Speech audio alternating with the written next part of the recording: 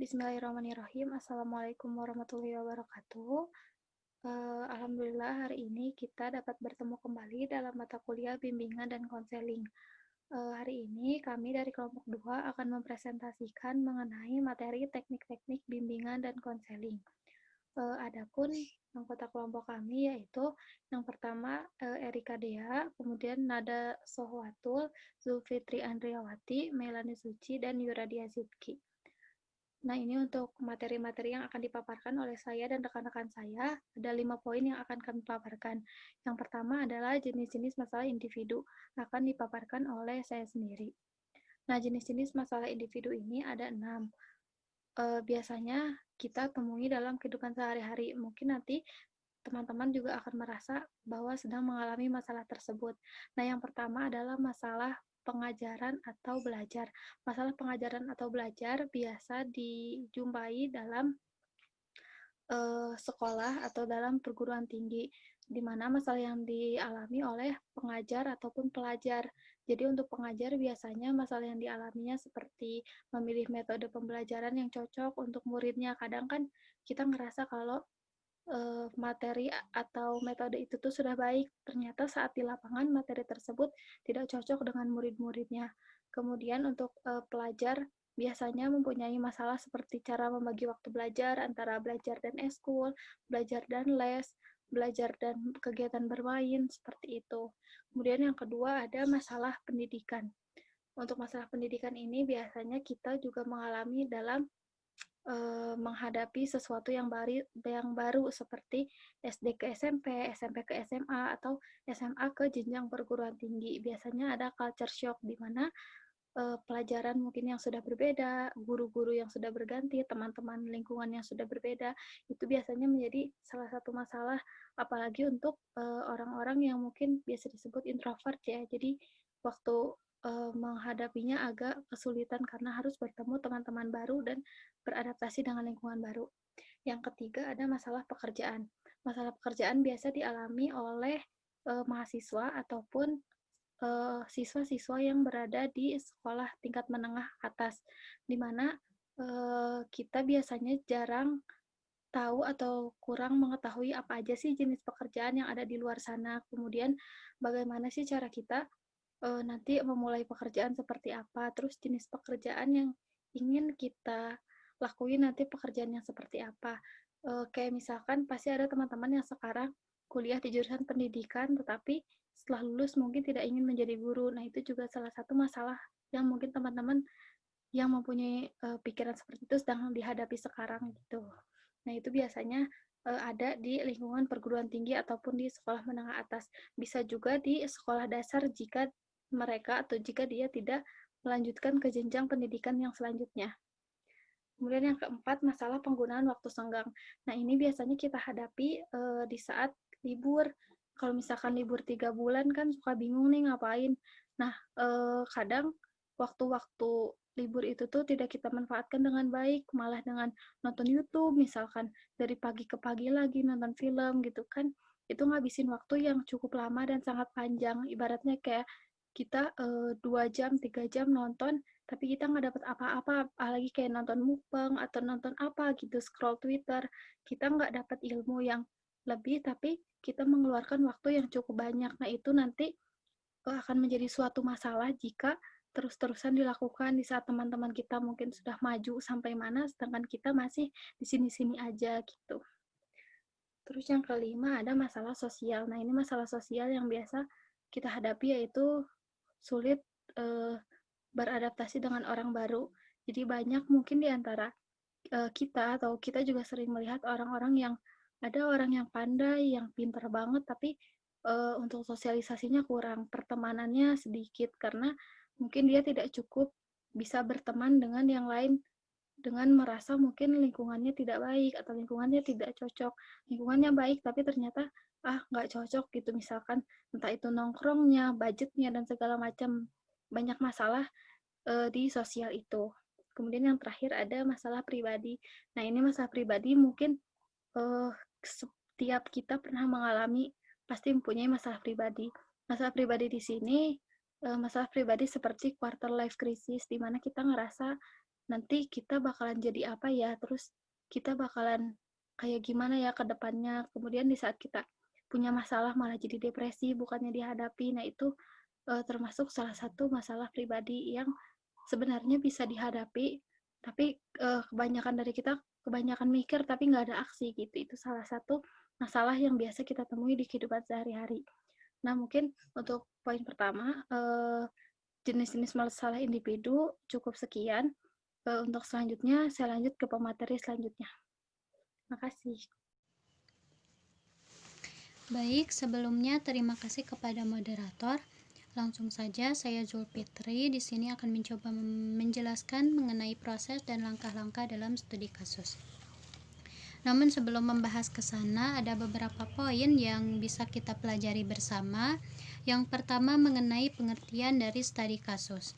Nah, dalam kamus psikolog, Kartono dan juga Gulo mengemukakan dua pendapatnya mengenai pengertian dari studi kasus, di mana pengertian yang pertama yaitu studi kasus merupakan suatu penelitian atau penyelidikan yang dilakukan secara intensif, mencakup semua informasi relevan terhadap seorang maupun beberapa orang, biasanya berkenaan dengan suatu gejala psikologis tunggal.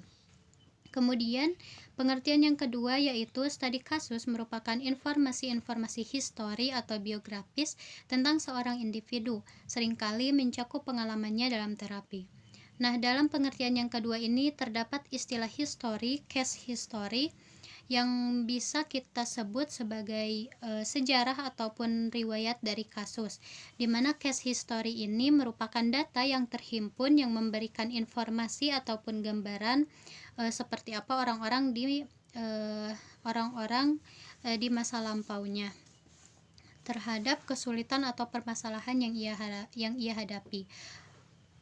Nah, kemudian selain dari dua pengertian yang tadi, beberapa pakar psikolog juga mengemukakan pendapatnya mengenai pengertian dari studi kasus ini, seperti yang bisa kita lihat pada slide. Nah, dari pengertian-pengertian tersebut dapat kita katakan bahwa studi kasus itu merupakan studi atau analisa yang komprehensif yang dilakukan dengan menggunakan berbagai macam teknik, di mana yang dianalisa di sini dapat meliputi berbagai aspek, diantaranya permasalahan yang dialami oleh klien, kemudian faktor ataupun latar belakang dari permasalahan tersebut, kondisi dari individu maupun dari lingkungannya untuk kemudian diperoleh data dan dapat dilakukan peninjauan peninjauan agar bisa dilakukan penanganan yang sesuai. Kemudian pembahasan selanjutnya adalah tujuan pelaksanaan studi kasus. Di sini ada 5 poin. Yang pertama, konselor dapat mengenal diri pribadi klien yang dianggap mempunyai masalah secara luas dan mendalam. Kemudian yang kedua, konselor dapat memahami dan menetapkan faktor-faktor penyebab permasalahan yang dihadapi klien. Yang ketiga, konselor dapat menentukan jenis layanan yang tepat sesuai dengan permasalahan klien. Yang keempat, konselor dapat membantu siswa untuk mencapai penyesuaian yang lebih baik. Kemudian, siswa juga dapat menghadapi permasalahan dan hambatan hidupnya, sehingga tercipta keselarasan dan kebahagiaan bagi klien tersebut. Kemudian ada fungsi dari studi kasus. Studi kasus ini terutama dalam layanan bimbingan konseling di sekolah berfungsi sebagai alat yang digunakan dalam usaha konselor untuk melakukan pemahaman terhadap individu yang mengalami permasalahan atau kesulitan tertentu. Kemudian ada sasaran dari studi kasus. Nah, sasarannya itu tentu saja orang-orang yang dianggap mengalami kesulitan atau permasalahan tertentu sehingga memerlukan bantuan yang secara khusus juga. Biasanya orang-orang yang memiliki kesulitan atau permasalahan ini membutuhkan bantuan agar bisa menyesuaikan diri lebih baik dengan kesulitan atau permasalahan yang ia hadapi. Kemudian ada data yang dikumpulkan dalam studi kasus. Nah, ini sudah masuk ke dalam proses dalam studi kasus, di mana dalam data yang dikumpulkan ini ada beberapa hal yang perlu kita perhatikan. Yang pertama ada identitas dari atau data pengenal dari kliennya. Kemudian ada tanda-tanda atau gejala yang nampak, yang mana poin-poin ini nanti akan ada penjelasannya secara khusus. Kemudian ada data dari sekitar klien. Tentu saja selain biodata dari klien pribadi, juga diperlukan adanya data-data bagaimana lingkungan sekitarnya seperti orang tuanya, kemudian teman-teman bermainnya, latar belakang kesehatan jasmani dan rohaninya, pendidikannya seperti apa, minat bakatnya dan sebagainya, yang kemudian data-data ini diinterpretasikan atau dilakukan kesimpulan. Kemudian ada ciri-ciri studi kasus. Nah, yang pertama mengumpulkan data yang lengkap. Tentu saja dalam studi kasus ini diperlukan data yang lengkap, juga validitasnya bisa terjamin atau kebenarannya, karena dalam data ini kita bisa menganalisis permasalahan yang dihadapinya, juga dari sana kita dapat memberikan perlakuan atau penanganan yang sesuai. Jika sudah salah dari awal, jika sudah salah dari langkah pertama dari data tersebut, maka bisa saja penanganan yang kita berikan juga salah. Nah, kemudian bersifat rahasia. Nah, selain dari sama halnya seperti kode etik dalam bimbingan konseling, dalam studi kasus ini juga berlaku asas kerahasiaan, di mana seorang konselor itu diharuskan bisa menjaga kepercayaan dari kliennya, tidak membocorkan informasi ataupun permasalahan yang dihadapi klien kepada sembarangan orang, karena ditakutkan adanya kesalahpahaman di antara orang-orang ataupun orang-orang yang asal berpersepsi, asal menafsirkan permasalahan sebisa mereka, sehingga terjadi hal-hal yang tidak diinginkan. Nah, kemudian dilakukan secara terus-menerus atau kontinu. Dalam studi kasus ini nanti ada tahap di mana seorang konselor memberikan penanganan kepada klien. Nah, yang mana ini harus diperhatikan bagaimana perkembangan atau perubahan dari klien tersebut, sehingga perlu untuk dilakukan studi secara terus-menerus atau berkontinu. Nah, yang selanjutnya ada pengumpulan data atau yang pengumpulan data dilakukan secara ilmiah. Tentu saja dalam pengumpulan data harus bisa dipertanggungjawabkan validitas atau kebenarannya, juga harus dipertanggungjawabkan data-data yang secara rasional dan subjektif.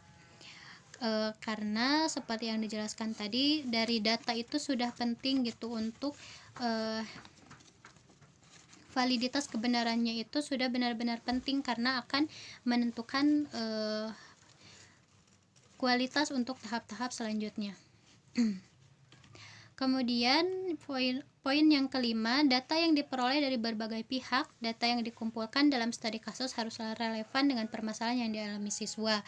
Tentu saja selain dari individu, dari diri pribadi klien, juga perlu agar kita melihat sudut pandang dari orang-orang sekitarnya.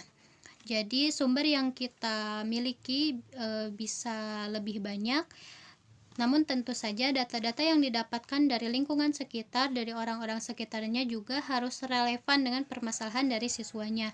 Jadi tidak bercabang ke sana kemari. Kemudian untuk yang terakhir, dalam melakukan studi kasus terdapat langkah-langkah yang perlu kita perhatikan. Nah, di sini ada 9 poin yang kami dapat dari berbagai sumber. Yang pertama mengenali gejala. Contoh sederhananya misal di sekolah ada anak-anak yang dia gejalanya sering terlambat datang ke sekolah, bahkan sering bolos, kesulitan dalam menghadapi pembelajaran dan sebagainya.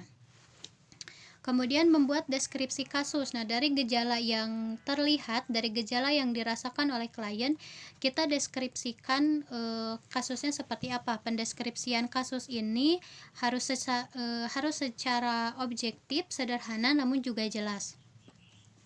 Kemudian mengelompokkan bidang permasalahan. Nah, setelah dilakukan deskripsi, permasalahan tersebut kita kelompokkan apakah termasuk ke dalam permasalahan pribadi, permasalahan sosial, apakah permasalahannya itu mencakup masalah belajar atau karir dan sebagainya. Poin yang ketiga, mengelompokkan bidang poin yang keempat, membuat rincian atau sebab dan akibat suatu kasus. Nah, dalam membuat rincian ini tentunya dilakukan penjabaran yang lebih terperinci terhadap dari gejalanya, dari permasalahannya, dibuat lebih rinci, di mana dari hasil penjabaran ini dapat membantu seorang konselor untuk kemudian membuat perkiraan permasalahannya seperti apa, sehingga untuk langkah selanjutnya seorang konselor bisa menentukan sumber penyebab masalahnya apa, kemudian juga dapat memberikan bantuan di mana seorang konselor dapat terbantu dari hasil penjabaran ini untuk menentukan jenis dan juga sumber informasi yang diperlukan serta teknik yang diperlukan untuk mencari informasi tersebut. Kemudian ada pengumpulan data. Nah, secara garis besar pengumpulan data itu ada dua. Yang pertama melakukan observasi, yang kedua melakukan interview atau wawancara. Kemudian ada sintesa dan interpretasi data. Dari data-data yang sudah didapatkan dari hasil deskripsi dan mengenali gejala dari klien, kita dapat melakukan interpretasi data atau membuat kesimpulan di mana ini sudah mencakup hal-hal yang tadi sudah kita tempuh sebelumnya. Nah, untuk kemudian membuat perencanaan dan pelaksanaan pertolongan. Jadi setelah kesimpulan yang kita ambil tentang informasinya, tentang sumber permasalahannya seperti apa, kita sudah tahu benar masalahnya seperti apa. Nah, kita bisa melakukan perencanaan pelaksanaan pertolongan atau kita bisa memperkirakan perlakuan apa atau penanganan apa yang kita bisa berikan kepada klien untuk membantu dia menyesuaikan diri dengan permasalahan tersebut. Kemudian melakukan evaluasi dan tindak lanjut. Nah, tentu saja ini dilakukan setelah melewati treatment tadi. Jadi setelah diberikan penanganan dan pertolongan kepada klien, kita tinjau kembali bagaimana perkembangan apa yang dialami oleh klien, kemudian perubahan apa yang terjadi, bagaimana perkembangan dari kasusnya, dari permasalahannya. Nah, untuk kemudian dapat di follow up atau ditindaklanjuti. Jadi maksudnya setelah dilihat bagaimana perkembangannya, apakah membaik ataupun tidak, nah kita bisa memfollow up-nya. Tindak lanjut ini itu bisa dilaksanakan oleh petugas tadi khususnya sendiri, bisa kembali ditindaklanjuti oleh guru BK, ataupun juga bisa dikembalikan kepada orang tua, atau mungkin lebih khususnya lagi tindak lanjut ini bisa diatasi oleh pihak-pihak yang memang lebih kompeten di bidangnya. Mungkin hanya itu penjelasan dari saya kembalikan pada moderator. Baik, untuk selanjutnya ada metode mendapatkan data untuk bimbingan dan konseling, di mana metode ini terdiri atas dua metode, ada metode tes dan metode non-tes.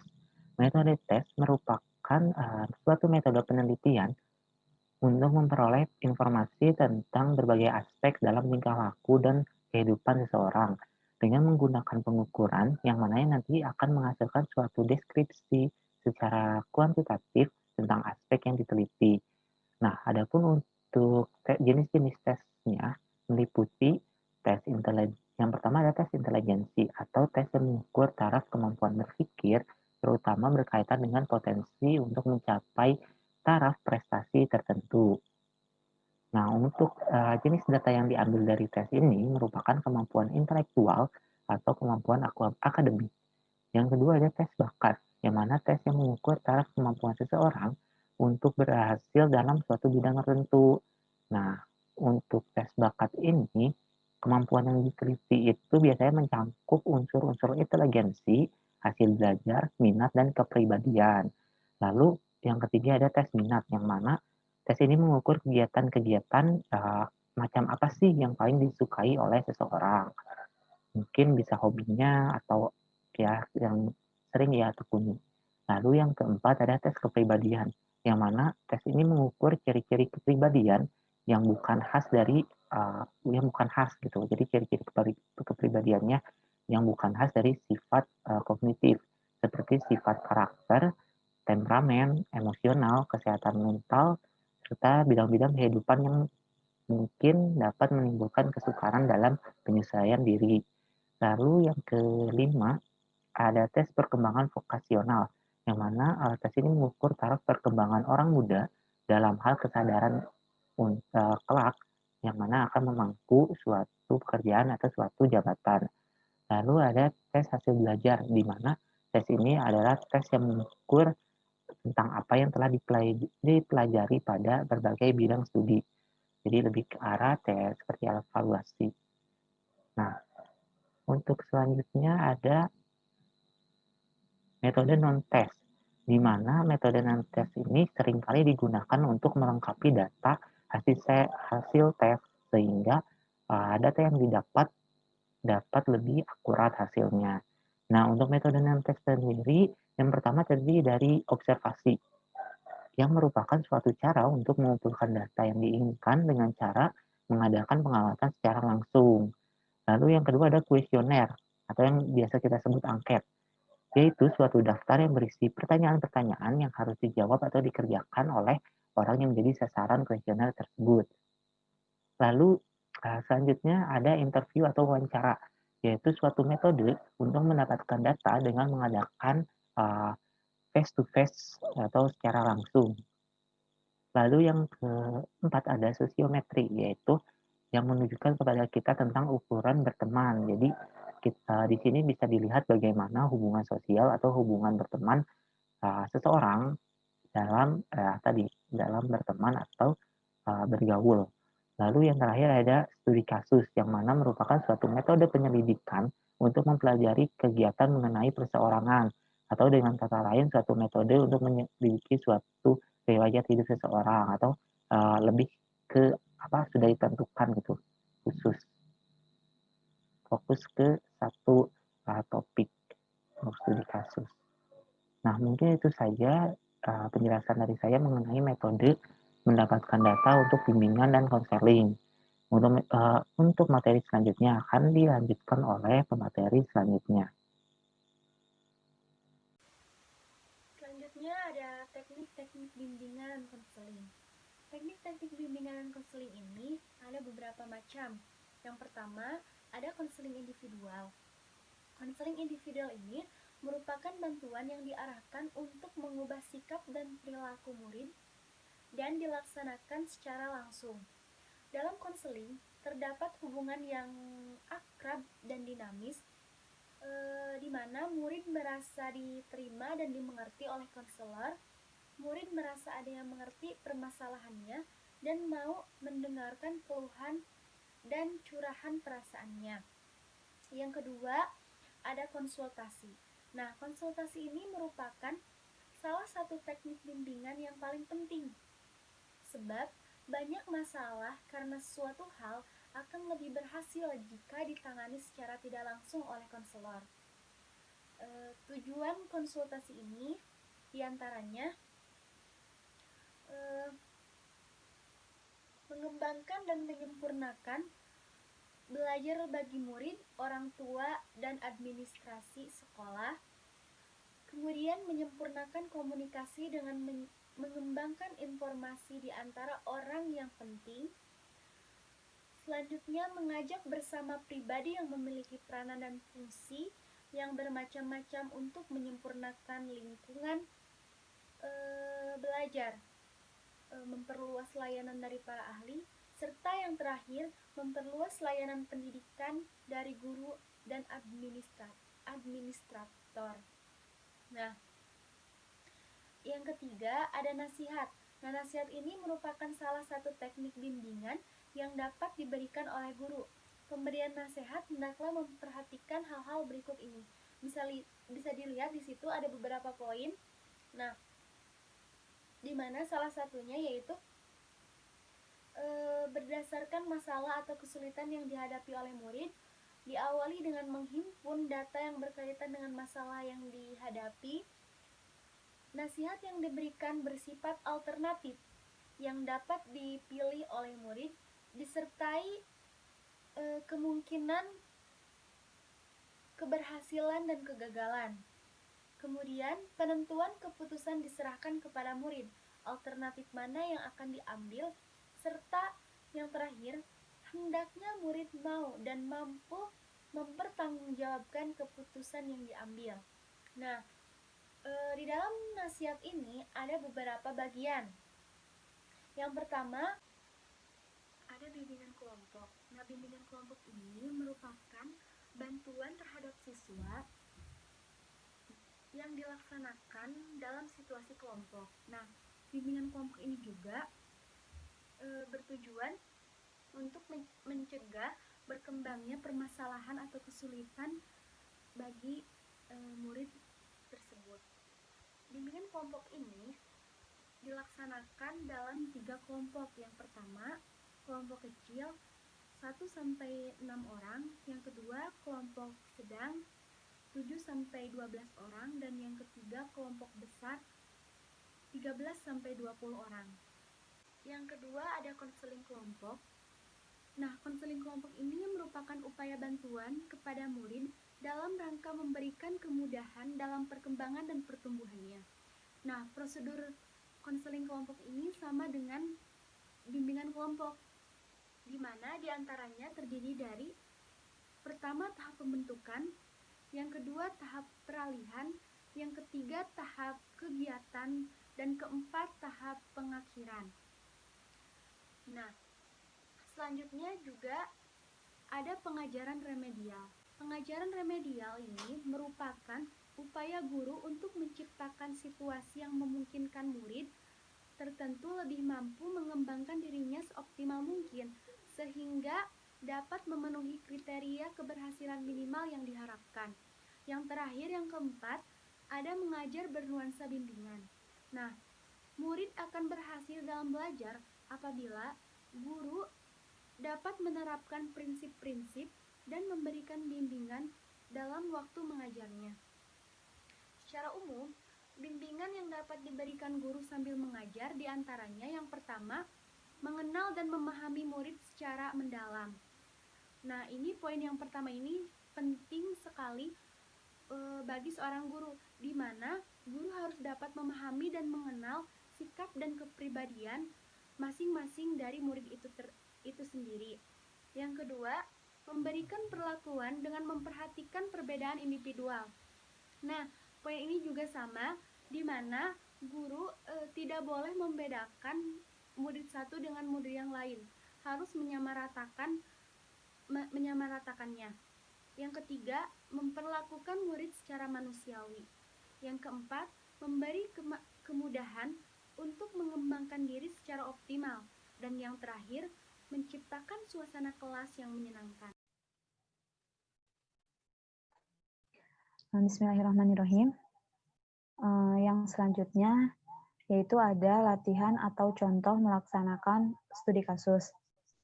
Nah, pada contoh pelaksanaan studi kasus ini merupakan studi kasus yang telah dilakukan oleh Magdalena Tena. Ini studi kasus mengenai peserta didik yang memiliki konsep diri negatif. Peserta didik ini merupakan siswa di kelas 11 IPS 3 SMA Santo Fransiskus Assisi. Nah, metode penelitian yang digunakannya ialah deskriptif dalam bentuk penelitian studi kasus. Teknik pengumpulan datanya itu menggunakan wawancara, observasi, dan kunjungan rumah. Nah, langkah awal yang ia lakukan dalam melaksanakan studi kasus ini, yang pertama itu ada identifikasi masalah, dimulai dari identifikasi subjek kasus, dari nama subjek kasus, kemudian tempat tanggal lahir, anak keberapa. Ini bisa dibaca ya. Misalkan di sini inisialnya disamarkan menjadi inisial C, namanya itu. Nama tanggal lahirnya, kemudian agama, jenis kelamin, dan lain-lain, alamat rumah, seperti itu. Kemudian yang kedua itu ada identifikasi masalah mengenai identitas dari kedua orang tuanya. Bisa dilihat dari identitas kedua orang tuanya ya. Kemudian yang selanjutnya itu latar belakang keluarga. Nah, di sini subjek kasus ini merupakan anak keempat dari 5 bersaudara. Nah, ayah dan ibu subjek kasus ini merupakan seorang petani. Subjek kasus ini sekolah dan tinggal di kota bersama kedua kakaknya. Jadi mungkin dia tidak sekolah atau tidak tinggal bersama kedua orang tuanya. Nah, untuk tempat tinggal studi subjek kasus ini yaitu terlihat sederhana.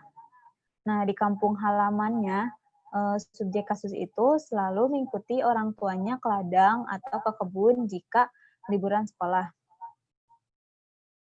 Yang keempat itu ada hubungan subjek kasus dengan keluarga. Nah, berdasarkan hasil wawancara, hubungan dengan keluarganya itu terbilang baik ya. Nah, subjek kasus ini dekat dengan kedua orang tuanya. Kemudian ia juga selalu melakukan apapun yang dikatakan oleh kedua orang tuanya. Jadi si subjek kasus ini atau si C lah ya, dikenal itu dengan anak yang sopan, kemudian ramah, dan penurut. Nah, di kampung halamannya juga ia selalu mengikuti orang tuanya ke ladang atau ke kebun untuk mengisi liburan sekolah. Jadi ia juga suka membantu orang tua, seperti itu. Adapun hubungan subjek kasus dengan guru, nah berdasarkan keterangan yang telah didapatkan, subjek kasus ini itu tidak pernah melawan guru, apalagi menentang guru, seperti itu. Nah, saat berada di sekolah, ia itu selalu menyapa guru jika ada guru yang lewat di depannya. Gitu. Jadi dia tuh selalu berlaku sopan, selalu mengikuti perintah guru gitu, tidak pernah menentang apa yang dikatakan gurunya. Kemudian subjek kasus ini tidak bermasalah dengan guru-guru yang berada di sekolah gitu.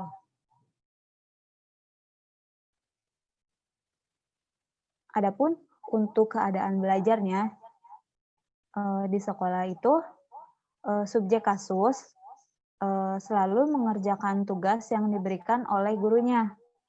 Walaupun mungkin nilainya itu tidak sama dengan murid atau siswa yang mendapat peringkat terbaik di kelas, seperti itu. Nah, subjek kasus ini merupakan peserta didik yang tidak banyak berbicara saat bergaul dengan teman-temannya di kelas. Nah, oleh karena itu, dia itu tidak memiliki teman dekat, seperti itu. Karena si subjek kasus ini, jika diajak teman-temannya untuk berkumpul di luar jam sekolah, terkadang dia itu menolak gitu.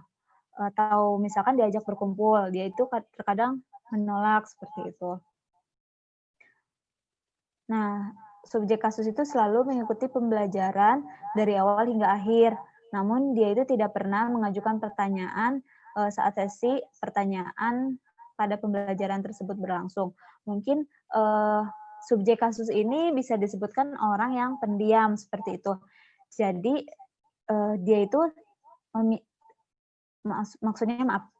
Jadi si subjek kasus ini mungkin merasa tidak mempunyai teman dekat di sekolah karena mungkin si subjek kasusnya ini yang pendiam seperti itu. Kemudian ada kegiatan subjek kasus di rumah.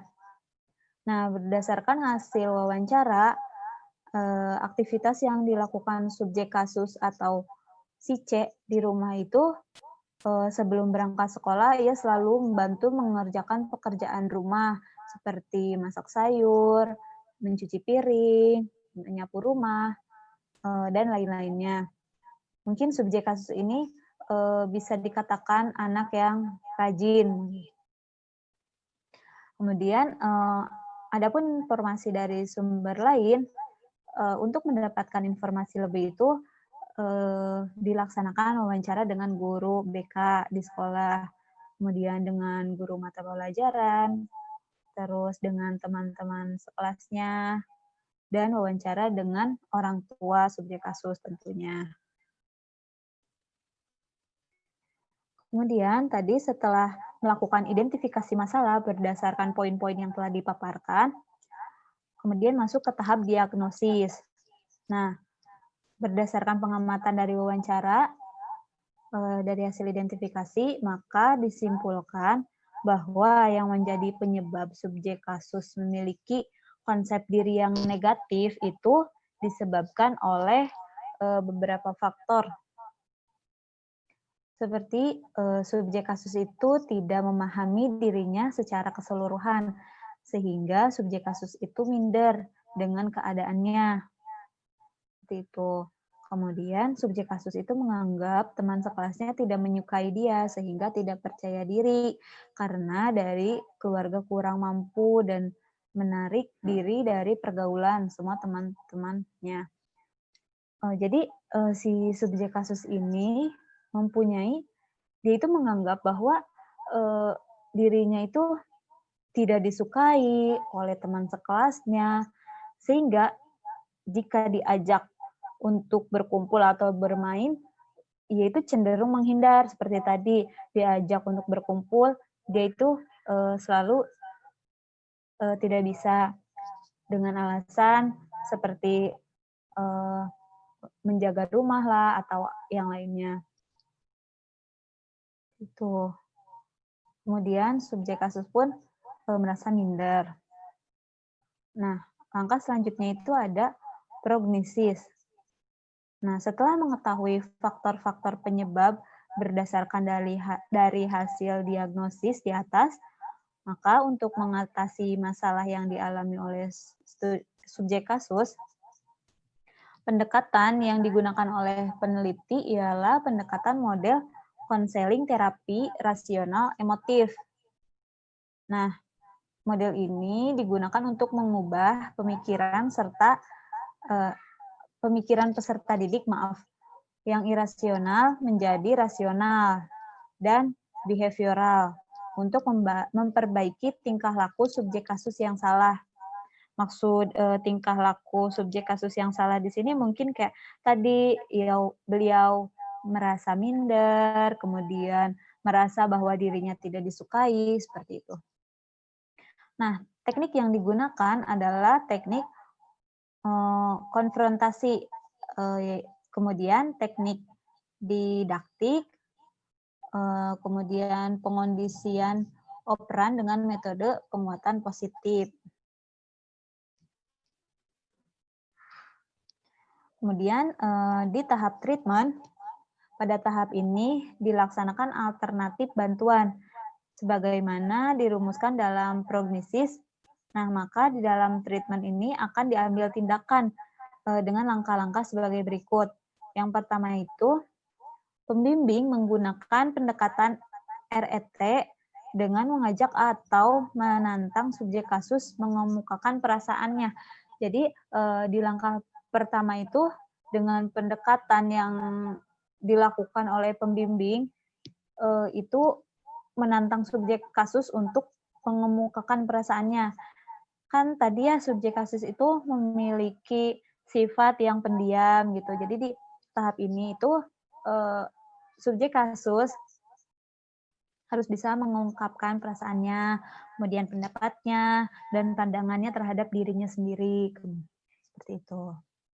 Yang kedua itu, pembimbing masih menggunakan pendekatan yang sama, yaitu RET. Nah, pada pertemuan ini, pembimbing mengarahkan subjek kasus untuk mengubah cara pandang atau pemikirannya yang irasional menjadi rasional.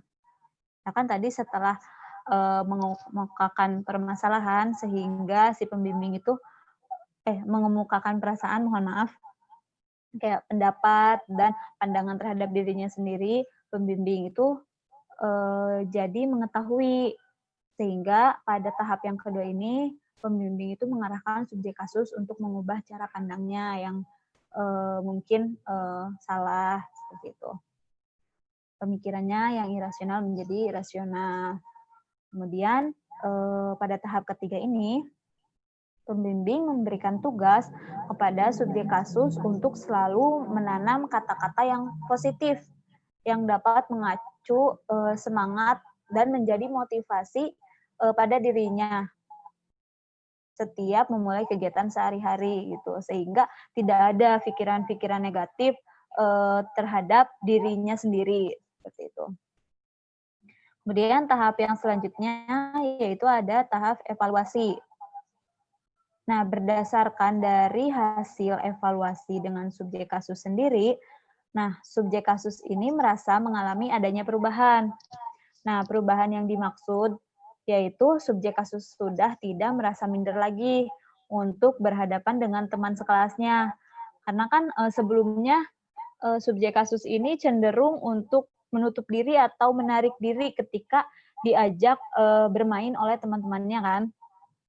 Nah, untuk di tahap evaluasi ini, jadi subjek kasus ini mengalami peningkatan bahwa dia itu tidak merasa minder lagi untuk berhadapan dengan teman-teman sekelasnya karena berasal dari keluarga yang kurang mampu dan sudah belajar untuk lebih mensyukuri apa yang ada pada dirinya gitu, mensyukuri apa yang telah Tuhan berikan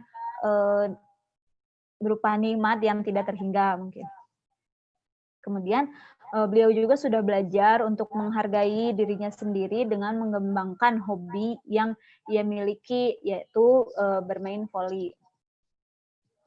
Nah, pada tahap selanjutnya yaitu ada tindak lanjut. Nah, dari hasil evaluasi yang telah didapatkan, untuk diperoleh hasil yang maksimal, maka dilakukan tindakan yaitu bekerja sama dengan masing-masing pihak yang terkait dengan individu, yaitu bisa bekerja sama dengan orang tua, kemudian temannya, ataupun guru, seperti itu. Guna untuk mempertahankan perubahan yang sudah subjek kasus dapatkan, seperti itu. Mungkin tindak lanjut ini bisa saja kayak orang tuanya selalu memotivasi si subjek kasus, seperti itu. Jika beliau merasa minder lagi atau bagaimana. Mungkin pemaparan dari saya dicukupkan sekian. Mohon maaf, masih banyak kekurangan. Wassalamualaikum warahmatullahi wabarakatuh.